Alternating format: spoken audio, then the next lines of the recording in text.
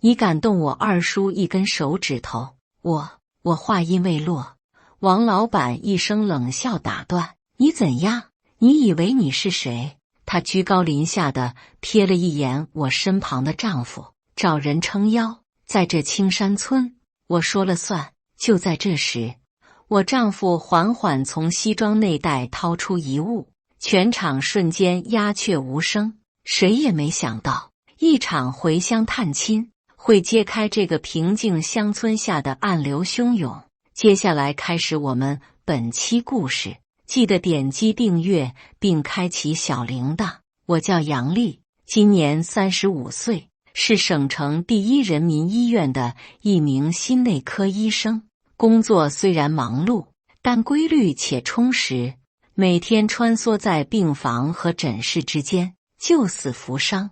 我的丈夫陈志强比我大2岁，在省政府办公厅工作，是个出了名的拼命三郎。我们结婚8年，感情一直很好，虽然因为工作原因没有要孩子，但生活也算和睦幸福。志强为人低调务实，从不在家里谈论工作，也很少参加应酬和社交活动。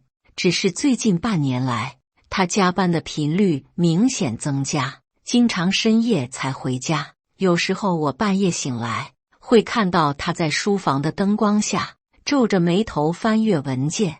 我知道他肩上的责任重大，也从不过问太多，只是默默地在他回家时准备好热水和宵夜。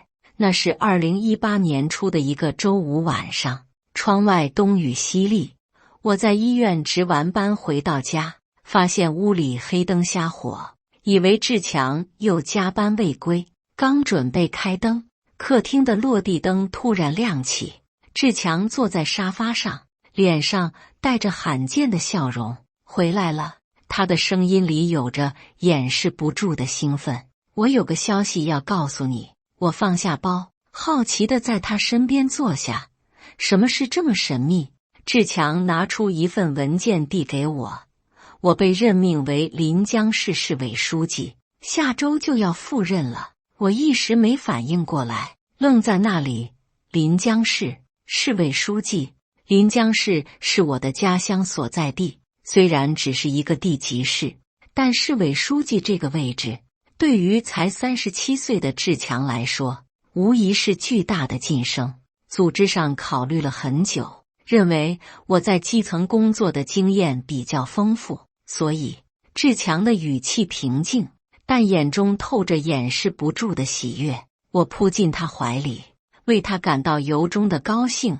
恭喜你，我就知道你的努力不会白费。但欣喜过后，一丝担忧浮上心头。临江市，那不是我老家吗？志强点点头。是啊，这也是组织上考虑我的一个因素，认为我对当地情况会有一定了解。我们俩相视一笑，命运的齿轮在这一刻悄然转动。周末，我们开始为志强的赴任做准备。你正好请几天假，陪我一起去临江吧。志强一边整理文件，一边提议，到时候我们可以先回乡下看看你父母。听到这个提议，我有些意外，但更多的是惊喜。我父母住在临江市下辖的青山村，距离市区有40多公里，交通不是很便利。因为工作忙碌，我已经有3年没回老家了，只在每年过年时给父母打个电话，或者让他们坐大巴来省城小住几天。真的可以吗？但你不是应该直接去市里报到吗？我有些犹豫。志强笑了笑，正式上任还有1周时间，我想低调一点，先以你丈夫的身份回去看看岳父岳母，顺便了解一下基层的真实情况。我知道志强一向务实，不喜欢张扬，这次新官上任，更想从实际出发。那太好了，爸妈肯定会很高兴的。我欣然同意，开始在心里盘算要给父母带些什么礼物。志强思索片刻，提出一个要求：不过，咱们先不要告诉任何人我的新任命，包括你父母。我想以普通人的身份去感受一下。我理解他的考虑，点头答应。好，我不会说的，就当是普通的探亲。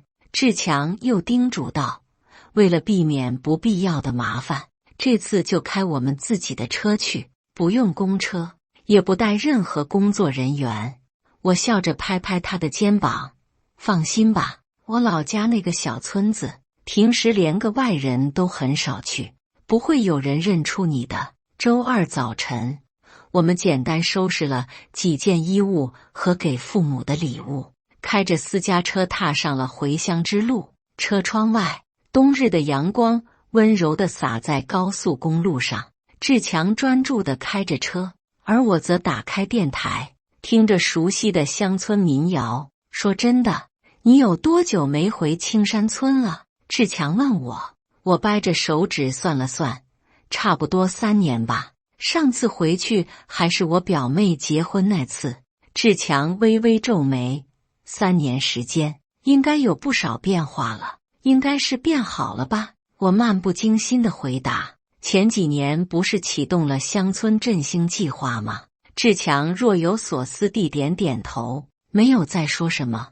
车子沿着高速一路向南，我望着窗外飞逝的景色，心中涌起一丝久违的乡愁。经过4个小时的车程，我们终于驶入了临江市的地界。高速公路出口处，崭新的欢迎来到临江市的大型广告牌格外醒目。志强看了一眼，轻声感叹，这里变化挺大的。我跟着点头，是啊，记得我上大学那会儿，临江还是个小地方，现在看起来发展得不错。驶出高速，我们沿着省道继续向青山村方向行驶。道路两旁的景色渐渐从城市建筑变成了田野和村舍，空气中弥漫着泥土和草木的清香。再往前，大概20分钟就到村口了。我指着前方说道：“看，那边山上的塔是我村的标志。”终于，在一个岔路口，我们拐上了通往青山村的水泥路。这条路比我记忆中的要宽阔多了，路面也更加平整，两旁种着整齐的法国梧桐。这是新修的路吧？志强一边开车一边问。我点点头，看样子是的。以前都是坑坑洼洼的土路，下雨天根本没法走。进入村口，更多的变化映入眼帘。3年前还是清一色的灰瓦平房，现在却有了不少2、3层的小楼房，外墙刷着鲜亮的色彩。村口的广场也扩大了，中间竖着一座小型喷泉，周围是几排整齐的健身器材。看来这几年发展还不错啊，我有些欣喜地说，比我想象的要好。志强却敏锐地观察到了其他细节，但是发展似乎不太均衡。你看那边，他指向村子的另一侧，那里仍然是老旧的平房，有些甚至看起来破败不堪。这是一直以来的情况，我解释道。村里一直有贫富差距，只是现在可能更明显了。我家在村子的中部，是一栋普通的2层小楼，是10年前我工作后资助父母改建的。远远看去，房屋保养得不错，院子里的柿子树依然枝繁叶茂。爸妈，我们回来了！我迫不及待地推开院门大喊。几乎是同一时刻，母亲从厨房里探出头来，看到我们，立刻放下手中的活计冲了出来。丽丽，你怎么回来了？也不提前说一声。母亲激动地拉住我的手，眼眶瞬间湿润。父亲也从堂屋走出，看到志强，立刻露出了欣喜的笑容。志强也来了，太好了！我们被父母热情地迎进屋里，母亲手忙脚乱地泡茶倒水，嘴里不停地说着早知道你们要回来，我就多准备些好菜之类的话。我望着这熟悉的一切，心中涌起一股暖流。终于回家了，这个我出生和成长的地方，尽管简朴，却充满了温情。你们这次回来是探亲吗？准备住几天？父亲问道。志强微笑着回答：是啊，爸，我们打算在村里住2天，然后我要去市里办点事。我在桌下轻轻踢了志强一脚，提醒他不要说漏嘴。志强会意，没有继续这个话题。母亲拉着我的手，东问西问，脸上的皱纹里满是思念和喜悦。就在我们聊天的时候，我注意到厨房门口走过几个陌生人，神色匆匆。妈，村里是不是有什么事啊？怎么感觉大家都很紧张的样子？我低声问道。母亲的笑容突然僵住了，她看了父亲一眼，欲言又止。父亲咳嗽一声，岔开话题：你们路上累了吧？先休息一下，晚上我让你妈做几个拿手菜。我感觉气氛有些不对，但也没有追问。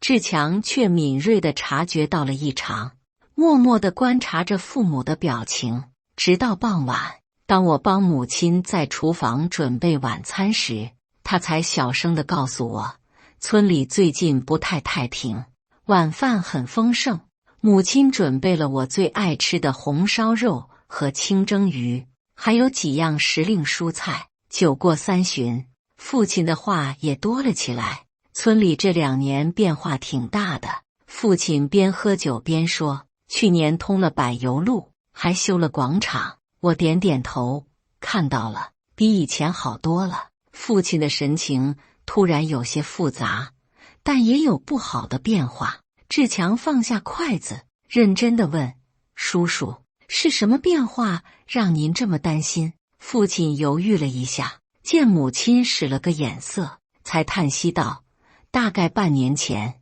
来了个叫王山的外地老板，说是要在我们村发展乡村旅游。我有些疑惑，这不是好事吗？能带动村里经济发展啊。父亲摇摇头，表面上是好事，但这个王老板做的第一件事就是收购村民的土地，价格还特别低。志强的眉头皱了起来。村民们同意吗？开始大家都不同意。父亲低声说，但这个王老板背景很深，听说和县里某个领导关系很铁。母亲插话道，后来村里有人不同意卖地，就遇到各种麻烦，有的被断水断电，有的庄稼莫名其妙就坏了。听到这里，我和志强对视一眼，都看到了对方眼中的震惊。那村委会不管吗？我问道。父亲苦笑一声，村主任被他们拉拢了，现在是他们的人，其他村干部也都不敢吭声。志强的表情变得凝重起来。有没有人向上反映过这个情况？反映了，但没用。父亲叹息道，县里对这个项目很支持，说是什么重点招商引资项目。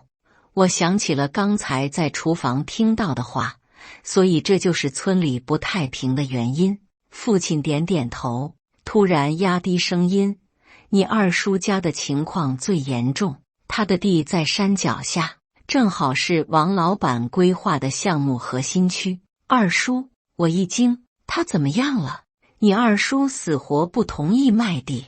母亲接话道，那块地是你爷爷留下的，二叔说什么也不肯卖。父亲继续说道，前天二叔去县里上访了，结果昨天回来就被王老板的人堵在家里威胁。听到这里，我心头一紧，二叔没事吧？父亲摇摇头，听村里人说被打了，脸上挂了彩。我放下筷子，有些生气，这也太过分了。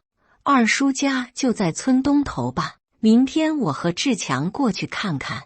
志强沉默了一会儿，问道，王老板现在住在村里吗？父亲点头，就住在村委会旁边的那栋新楼里，听说是专门为他建的接待中心。晚饭后，我和志强坐在院子里乘凉，夜空中繁星点点。志强，你刚接任临江市市委书记，这种事情是不是应该管一管？我低声问。志强轻轻拍了拍我的手，别着急，先去看看二叔，了解更多情况再说。我靠在他肩上，心中既担忧又愤怒，回乡的喜悦被这些不愉快的消息冲淡了不少。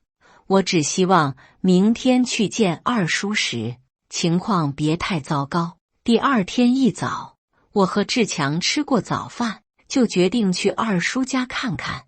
二叔名叫杨建国，是我父亲的亲弟弟，今年60岁出头，膝下有一儿一女，都在外地工作。他和二婶在村里务农，平时靠种地和养几头猪为生，日子过得简朴但踏实。要不要带点东西去？我问母亲，母亲连忙从柜子里拿出一些水果和点心。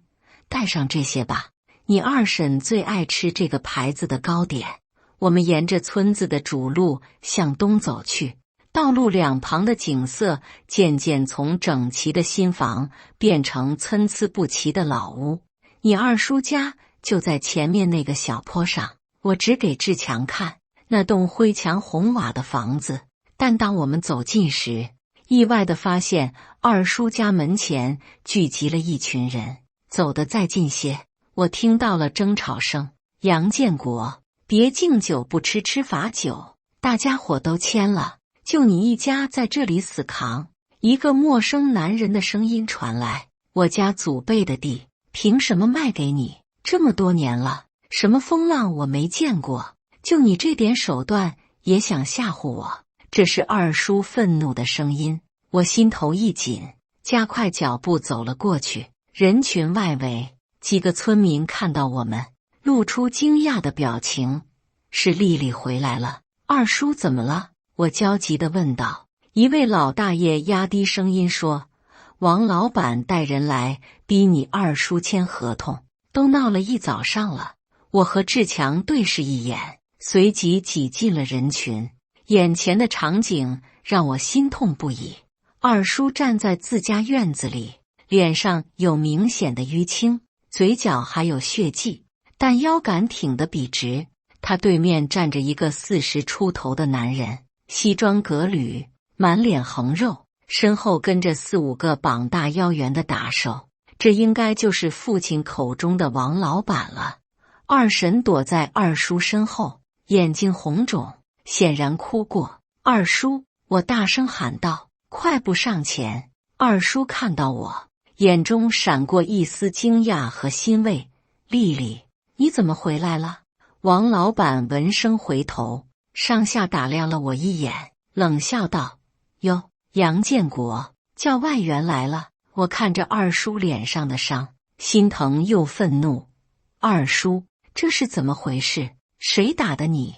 二叔摆摆手，没事，就是跟这位王老板有点小分歧。王老板大笑起来，小分歧？我给了你最后期限，今天必须签这个合同，否则别怪我不客气。志强此时也走上前来，站在我身旁，神色冷峻。我瞪着王老板，你凭什么威胁我二叔？这是违法的。王老板不屑地看了我一眼，小姑娘，别管闲事，这是我和你二叔的事，你一个外地回来的，懂什么？二叔这时解释道，丽丽，我昨晚去县里上访，结果回来路上就被人堵了，说是警告我别多管闲事。然后今天一早，这位王老板就带人来我家，非要我在合同上签字。二叔指着桌上的一份文件说，我走过去看了一眼那份合同，心里一惊，那上面的地价低得离谱，几乎是市场价的1/3，这也太黑了。我忍不住说道。王老板脸色一沉，什么黑不黑的，这是政府指导价，你懂个屁。一旁的志强一直没说话，只是默默观察着事态发展。二叔坚定地说：“我就是不签，这地是我祖上留下的，我就是饿死也不会卖的。”王老板脸色阴沉下来：“杨建国，别敬酒不吃吃罚酒，这个项目是县里重点支持的，你一个老农民能挡得住吗？”气氛越来越紧张，围观的村民低声议论着，但没有人敢上前制止。我站在二叔身边，握住他的手：“二叔，有我在，不会让他们欺负你的。”王老板看到这一幕，嗤笑一声：“怎么，以为自己是什么大人物啊？能保护谁？”其中一个打手上前一步，做出威胁的姿态。志强这时平静地走上前：“这位先生，强买强卖是违法的，建议你们冷静一下。”王老板打量着西装革履的志强，露出一丝轻蔑：“又来一个外地人，我劝你少管闲事。”我愤怒地说：“这怎么能叫闲事？你们这是明目张胆的欺压百姓！”欺压？王老板狞笑一声：“姑娘，你知道我是谁吗？”说着，他掏出手机，翻出一张照片，是他和一位穿着正装的中年男子的合影。“认识这位吗？县里的郭部长，我们是把兄弟，你们敢跟我作对，就是跟整个县政府作对。”围观的村民听到这话，更加噤若寒蝉，有的甚至悄悄离开了现场。二叔虽然害怕，但依然挺直腰板：“王山，我杨建国一辈子凭良心做事，不怕你这种仗势欺人的人。”王老板脸色骤变，指着二叔怒吼：“杨建国，你这是找死！你信不信我今天就能让你吃不了兜着走？”说着，他挥了挥手，身后的打手立刻上前一步：“你敢！”我挡在二叔面前，怒视王老板。王老板一把推开我：“滚开！”我踉跄几步，差点摔倒，幸好志强及时扶住了我。这一刻，我分明看到志强的眼中闪过一丝寒光。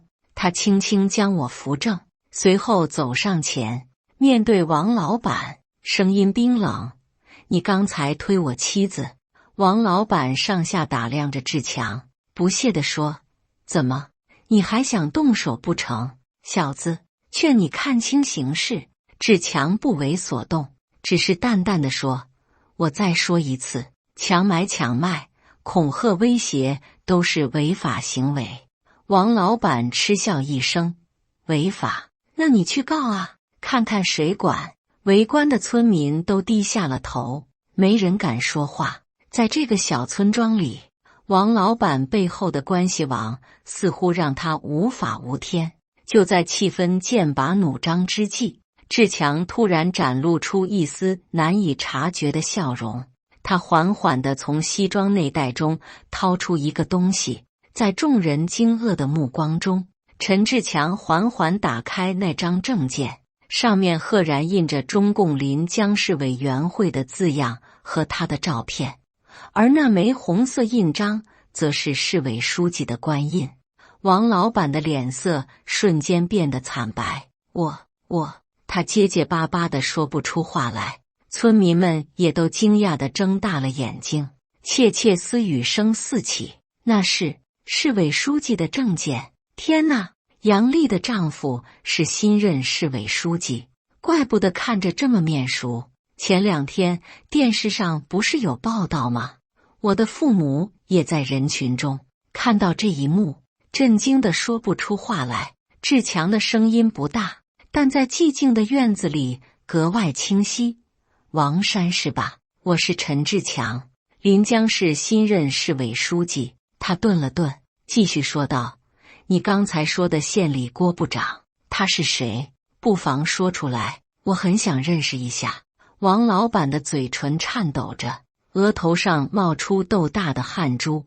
陈书记，这是误会，真的是误会啊！志强面无表情地看着他。是吗？那你解释一下，为什么要威胁村民低价出售土地？为什么要打人？为什么声称有县领导撑腰？”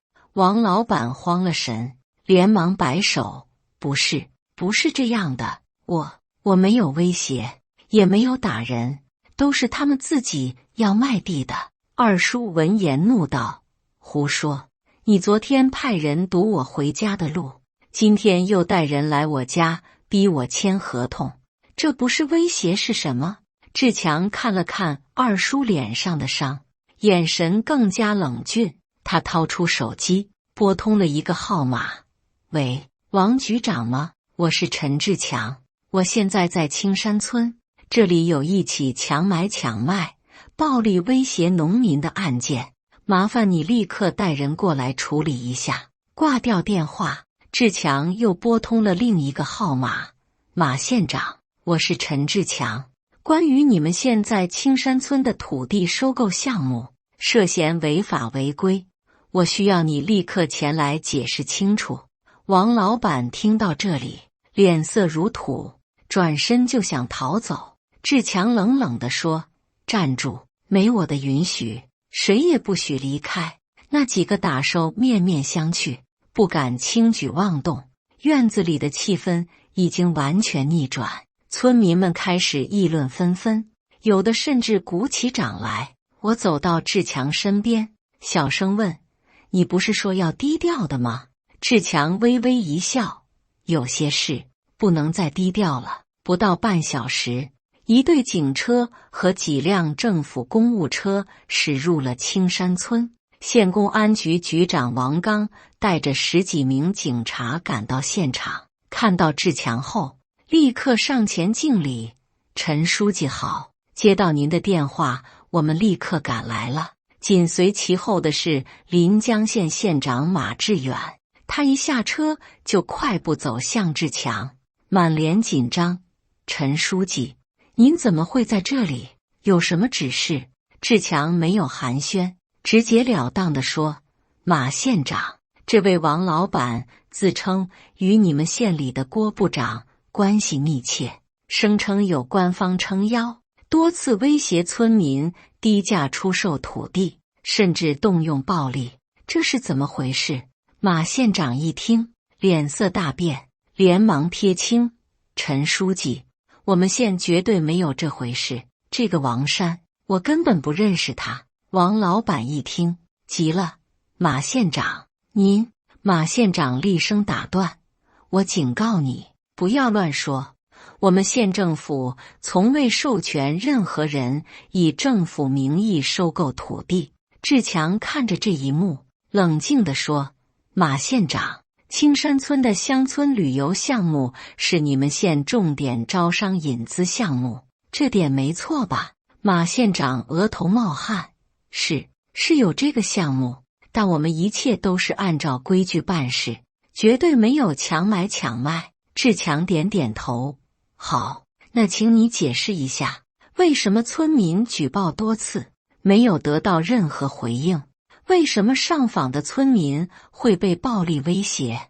马县长顿时语塞，额头的汗珠更大了。这时，王局长带人将王老板和他的手下控制住，然后走到志强面前：“陈书记，要不要先做个笔录？”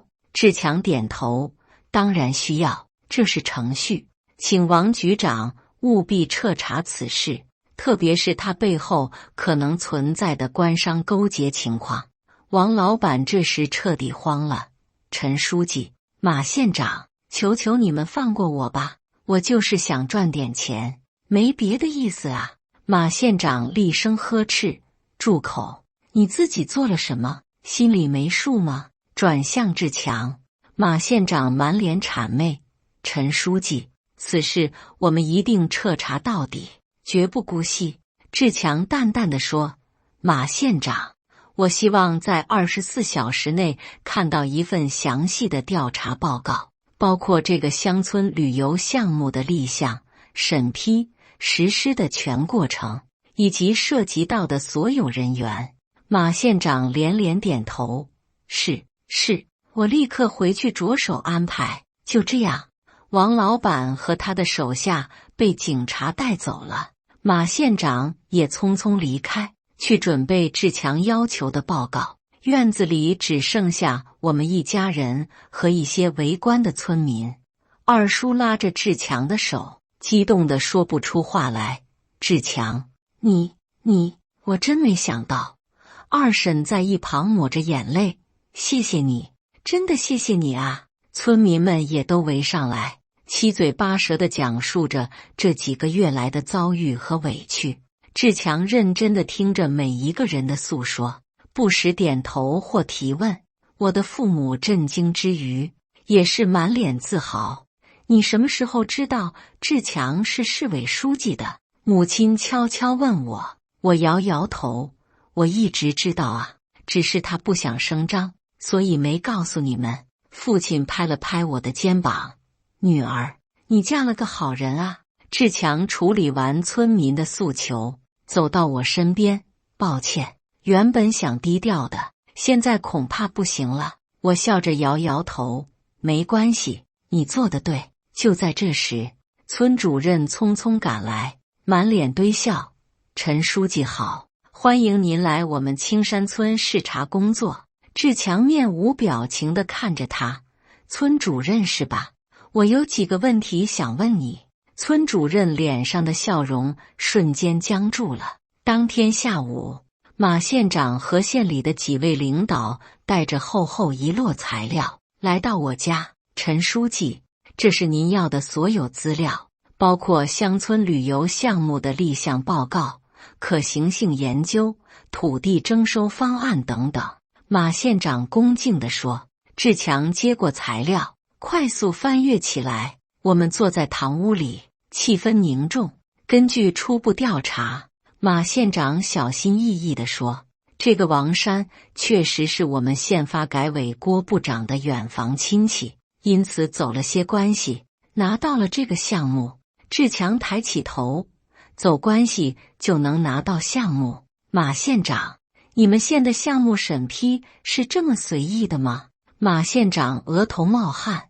不是的，陈书记，项目本身是合规的，只是在执行过程中出了问题。志强冷笑一声，合规？他从材料中抽出一张纸，这个项目的可行性研究报告日期是今年3月，而土地征收计划的日期是2月。也就是说，你们在项目可行性还没有确定的情况下，就开始征地了。马县长顿时哑口无言。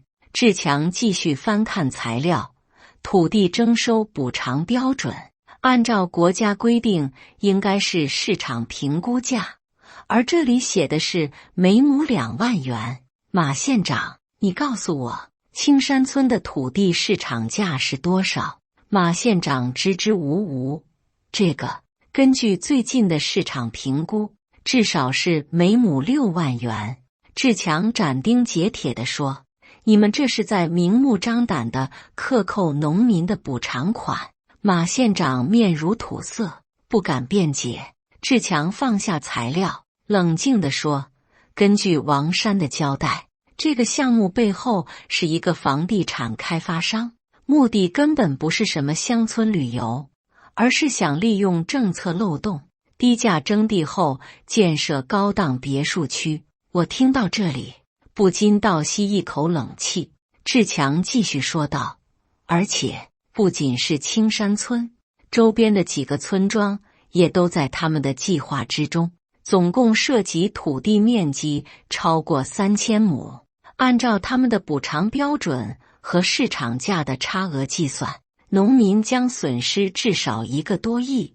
马县长此时已经汗如雨下，说不出话来。更严重的是，志强的声音更加冰冷。你们县发改委郭部长和规划局张局长都在这个项目中拿了回扣，每人至少50万。马县长惊恐地看着志强。陈书记，您怎么知道的？志强淡淡一笑，王山已经全部交代了。为了保住自己，他把所有事情都说了出来。马县长瘫坐在椅子上，脸色惨白。志强站起身，声音铿锵有力，马县长，我以市委书记的名义通知你，即刻起暂停青山村及周边所有土地收购计划，已经签署的合同全部重新审核，同时成立专案组彻查此案，无论涉及到谁，都要一查到底。马县长颤抖着站起来，是，陈书记，我一定全力配合调查。志强看了他一眼，马县长，我希望你不是这个腐败链条中的一环，否则不管你有什么背景，都别想逃脱法律的制裁。马县长冷汗直流，不，我绝对清白。送走马县长后，我家的堂屋里一片寂静。父亲缓缓开口，志强，我没想到这事这么大。志强叹了口气，农村的土地问题一直很复杂，既涉及农民切身利益，又关系到当地发展，更容易成为某些人贪腐的工具。我看着志强坚毅的侧脸，心中充满敬佩。你真的要彻查到底吗？会不会给你的工作带来麻烦？志强握住我的手，丽丽，我这次来临江，组织上最重要的嘱托就是整顿基层风气，解决群众反映强烈的问题，土地问题就是其中之一。更何况，他看向窗外的村庄，这里是你的家乡，是我的岳父岳母生活的地方，我怎么能坐视不管？晚上，一家人坐在一起吃饭，气氛有些尴尬。父亲不时看向志强，欲言又止，母亲则一直在厨房里忙前忙后，似乎刻意避开什么话题。终于，在饭后茶余时，父亲忍不住开口了：“丽丽，你为什么不早点告诉我们志强的新任命？”我有些尴尬地看了志强一眼。爸，这是志强的意思，他想低调一点。母亲插嘴道：“什么低调不低调的？我们是你的父母，连这么大的事都不告诉我们。”我不知道该如何回答，只好看向志强。志强放下茶杯，诚恳地说：“爸妈，对不起，是我的主意。我想以普通人的身份来看看丽丽的家乡，了解一下真实情况。”父亲皱眉：“你这样做让我们很难堪啊！如果早知道你是市委书记，我们至少会提前准备一下，不至于这么……这就是我不想提前说的原因。”志强温和地打断：“我不希望你们因为我的职务而感到有压力，改变原本的生活方式。”父亲微微一愣，似乎没想到志强会这样回答。志强继续说道：“在我看来，职务只是一个工作岗位，不应该改变我们的家庭关系。我永远是你们的女婿，是丽丽的丈夫，这些身份比市委书记更重要。”母亲听了，眼眶湿润：“志强，你这孩子。”父亲的表情也柔和下来：“我明白你的意思了，是我们想多了。”这时，二叔和二婶来访，带着一篮子自家种的蔬菜和水果。二叔一进门就要给志强鞠躬：“陈书记，今天真是多亏了您啊！”志强连忙扶住他：“二叔，别这样，在家里我就是您的侄女婿，不用这么客气。”二叔感动地说：“志强，我活了60多年，还是第一次见到你这样的干部，真的不容易啊。”二婶在一旁抹着眼泪：“我们老两口哪见过这种大场面，今天吓得腿都软了。”我们都笑了起来，气氛顿时轻松了许多。二叔坐下后，正色道：“志强，我能理解你为什么不想公开身份，在这个位置上确实不容易。”志强点点头：“二叔说的对，权力是把双刃剑，用得好可以为民造福，用不好就会害人害己。”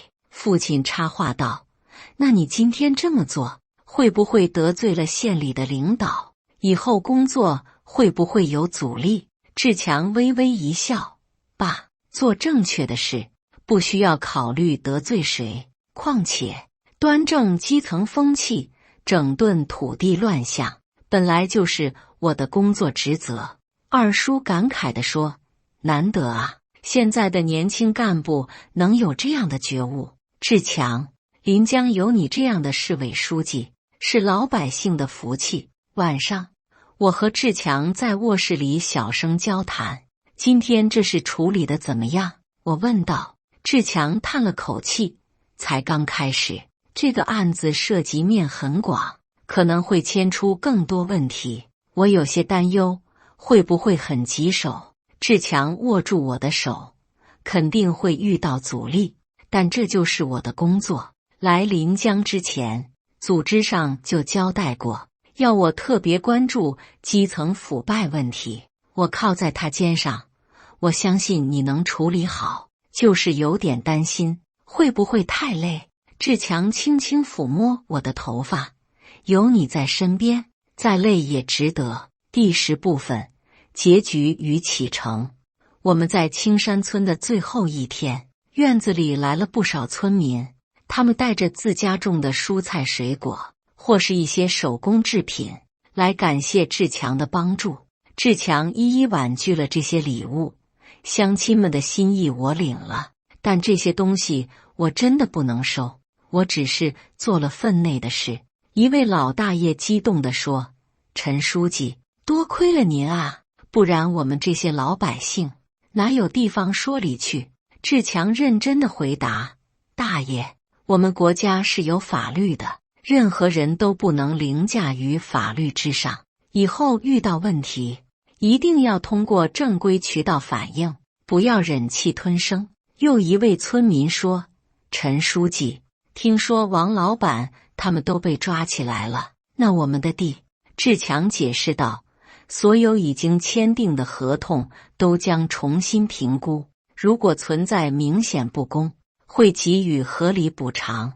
没签合同的，一律按照正常程序重新启动，绝不允许任何强买强卖的行为。”村民们听了，纷纷点头称赞。中午，我们一家人和二叔一家一起吃了最后一顿饭。饭桌上气氛轻松而温馨。志强，你到临江市上任后有什么计划？父亲问道。志强思考片刻，回答：首先是了解事情，特别是基层情况，然后根据实际需求制定切实可行的发展规划。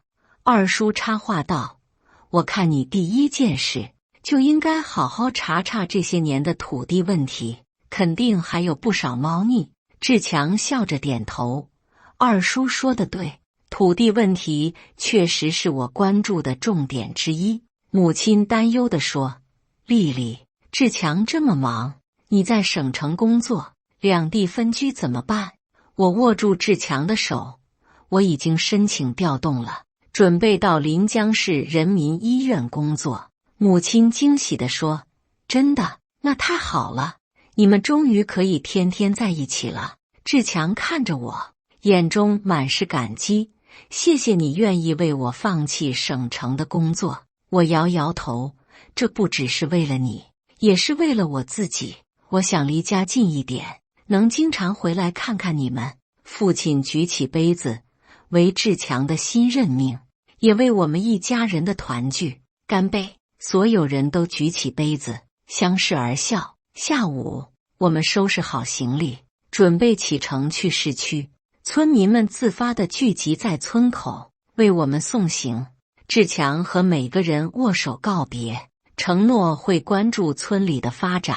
陈书记，您一定要常来啊！村民们说。志强微笑着点头，一定会的，这里是我的第二故乡。上车前，我最后看了一眼这个生我养我的村庄，心中百感交集，从未想过我会以这样的方式重新连接与家乡的纽带。车子缓缓驶出村口，驶向通往临江市区的大道。志强握着方向盘的手上青筋隐现，显示出他内心的紧张和决心。想什么呢？我问他。志强深吸一口气，在想接下来的工作。这次青山村的事只是个开始，临江的问题恐怕比我想象的要复杂得多。我握住他的手，无论多困难，我都会一直支持你。志强感激地看了我一眼，有你在身边，我什么都不怕。车子继续前行，窗外的风景从乡村渐渐变为城市。我知道，在前方等待我们的将是全新的挑战和责任，但无论未来如何，我们都将一起面对，不忘初心，砥砺前行。车子驶入临江市区，高楼大厦渐渐映入眼帘。志强的手机响起，是市委办公室的电话，通知他明天上午的就职仪式安排。新的征程就此开始，准备好了吗？市委书记夫人。志强微笑着问我，我回以坚定的微笑，随时准备着。市委书记同志，车子驶向市中心，驶向我们共同的未来。感谢大家的观看，本期故事精彩吗？欢迎大家在下方评论区吐槽。如果你喜欢这类故事，记得点击订阅微光夜读，并分享给更多的人，这会对我帮助很大。再次感谢大家的观看。